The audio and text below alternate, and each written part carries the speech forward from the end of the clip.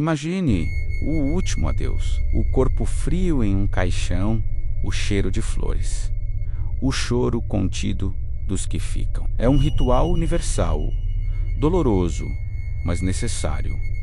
Um ponto final, o momento em que aceitamos que a morte levou quem amamos. Mas e se alguém se recusasse a aceitar? E se o luto não fosse o suficiente? E se a promessa de nunca se separar do seu amor levasse a um pacto tão macabro que desafiaria a própria natureza da vida e da morte? Hoje, nós vamos até o interior de São Paulo, na cidade de Botucatu. Lá, nas profundezas de um antigo cemitério, existe uma tumba que guarda um segredo de mais de 70 anos. Uma tumba que contém não apenas os restos mortais de um homem, mas também o eco de uma obsessão. É a história de Elias de Almeida, um homem que, por décadas, foi conhecido apenas por uma imagem, a de seu corpo, à mostra em um caixão de vidro. Ele não era uma múmia, não era um santo. Ele era a prova de uma promessa que cruzou a linha da sanidade. Eu sou o narrador e hoje vamos desvendar o mistério por trás do homem do caixão de vidro. Prenda a respiração. O amor, às vezes, pode ser mais aterrorizante que o ódio. Botucatu, cidade charmosa do interior paulista, com suas ruas arborizadas e clima de cidade pequena. Mas, por trás da aparente tranquilidade escande-se uma das lendas mais sombrias e reais do Brasil. O cemitério Portal das Cruzes, um dos mais antigos da região, é o palco dessa história. Lá, entre os jazigos centenários e as estátuas desgastadas pelo tempo, jaz Elias de Almeida. Seu nome, para muitos, se perdeu no tempo, mas sua imagem, aterrorizante e fascinante, permaneceu viva na memória de gerações. O homem que por anos parecia dormir sob uma redoma de vidro, exposto para quem quisesse ver. Mas qual a verdade por trás dessa cena macabra? Quem era Elias? E por que alguém o manteria à mostra por tanto tempo? A história começa com um amor profundo, daqueles que a literatura romântica adora contar. Elias de Almeida era casado com Maria de Lourdes da Silva. Dizem que o amor entre eles era intenso, quase obsessivo. Uma ligação tão forte que a ideia da separação era insuportável. Mas a vida, com sua cruel imprevisibilidade, tinha outros planos. Maria de Lourdes adoeceu gravemente. Uma doença da época, talvez tuberculose ou alguma enfermidade que a medicina da década de 40 não conseguia combater. Ela foi definhando lentamente e Elias, ao seu lado, assistia impotente ao amor de sua vida ser levado pela doença. No leito de morte, com a voz fraca e os últimos suspiros se aproximando. Maria de Lourdes teria feito um pedido, ou talvez Elias tenha feito uma promessa a si mesmo e a ela. Elias de Almeida prometeu à sua esposa que eles jamais seriam separados pela morte. Prometeu que ela não ficaria sozinha e que ele faria o possível para mantê-la perto, mesmo depois que a vida a deixasse. Maria de Lourdes faleceu em 1948. A dor de Elias foi avassaladora. O desespero, a solidão, tudo isso se transformou em uma ideia fixa, um plano macabro para honrar sua promessa. Foi então que Elias tomou uma decisão que chocaria Botucatu e se tornaria uma das lendas mais sombrias da cidade. Ele não queria apenas sepultar sua amada, ele queria preservá-la. Elias, por ser um homem influente e com recursos, buscou as melhores técnicas da época. Ele queria embalsamar Maria de Lourdes, mas não um embalsamamento comum. Ele queria que o corpo dela fosse preservado de tal forma que o tempo mau o tocasse. Ele a queria intacta. E a cidade, assustada, viu o processo. O corpo de Maria de Lourdes foi preparado, não para o descanso eterno sob a terra, mas para uma exibição silenciosa. Elias não parou por aí. Ele mandou construir um jazigo especial no cemitério Portal das Cruzes.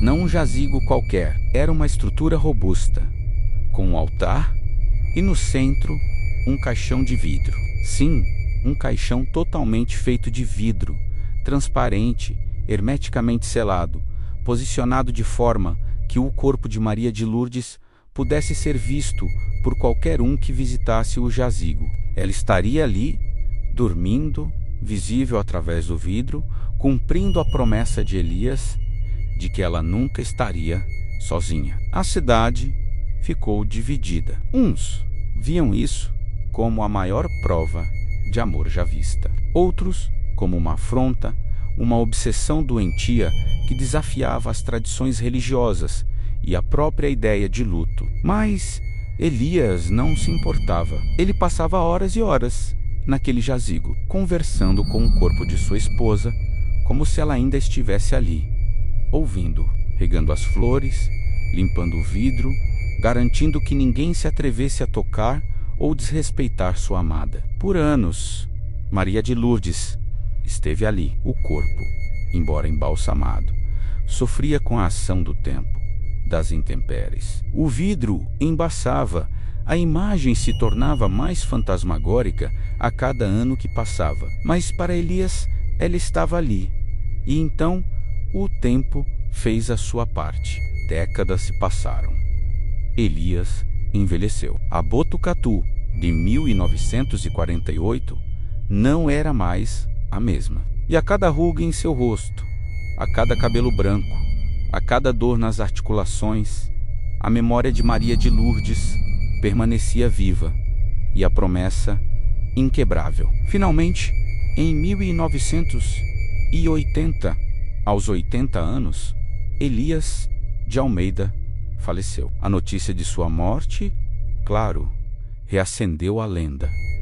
Afinal, ele seria finalmente enterrado? A noiva de vidro teria seu descanso? Mas a surpresa veio no seu próprio testamento. Elias de Almeida deixou ordens claras, detalhadas e para muitos perturbadoras. Ele queria ser enterrado no mesmo jazigo de Maria de Lourdes. Não ao lado dela, não em um caixão separado. Elias de Almeida queria ser enterrado no caixão de vidro por baixo do corpo de sua esposa.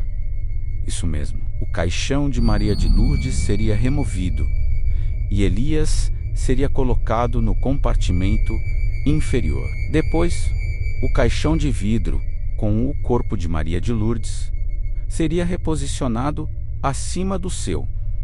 Uma reunião macabra, para dizer o mínimo. A promessa foi cumprida. Ele estaria, literalmente, sempre com ela, e ela sempre sobre ele. Nem a morte foi capaz de separá-los da forma que o mundo esperava. Os detalhes do funeral de Elias são curiosos. A cidade, já acostumada com a estranheza do casal, apenas observou. Com a passagem dos anos e a deterioração natural, o caixão de vidro de Maria de Lourdes começou a mostrar os sinais do tempo. O vidro ficou embaçado, rachado em alguns pontos. A imagem do corpo lá dentro, já bastante alterada, se tornou ainda mais indistinta. Além disso, as autoridades sanitárias começaram a questionar a exposição. A prática de manter corpos visíveis em caixões de vidro era antiquada e gerava preocupações. Então, em uma data que se perdeu na memória exata, o caixão de vidro foi finalmente lacrado, não retirado, mas coberto. Uma placa de mármore foi colocada sobre a parte de vidro, selando a visão e, de certa forma, enterrando Maria de Lourdes para sempre, junto com Elias, em um sono sem testemunhas. A curiosidade, porém, jamais foi lacrada. A lenda do homem do caixão de vidro e sua esposa persiste até hoje em Botucatu. Muitos visitantes ainda vão ao jazigo, não para rezar, mas para sentir a estranha energia que paira ali, para tentar imaginar a cena, para se perguntar o que se esconde debaixo daquele mármore. As crianças mais curiosas do cemitério ainda perguntam aos pais: "É aqui que ele está, pai?" O homem, que dorme em um caixão de vidro. A história passou de geração em geração, misturando amor, obsessão, loucura e a incompreensão da morte. O caso de Elias e Maria de Lourdes de Almeida nos faz questionar os limites do amor e do luto, onde termina a devoção e começa a obsessão. A promessa de Elias era uma prova de amor eterno ou uma negação perturbadora da realidade? Elias de Almeida e Maria de Lourdes agora jazem sob a terra, juntos, cumprindo uma promessa que aterrorizou e fascinou a todos. Mas será que eles realmente encontraram a paz? Ou será que a alma de Elias ainda está ali, vigilante, guardando sua amada debaixo da terra, em um sono eterno e eternamente inquieto? Quando você passa por um cemitério à noite, entre os silêncios e as sombras, lembre-se das histórias que a terra guarda. Lembre-se que alguns amores são tão fortes que nem a morte consegue separá-los por completo, e que algumas promessas são assombradas para sempre. Se você sentiu um calafrio, deixe seu like e se inscreva. Nós desenterramos as verdades que a história tenta esconder. Até a próxima, se você tiver coragem.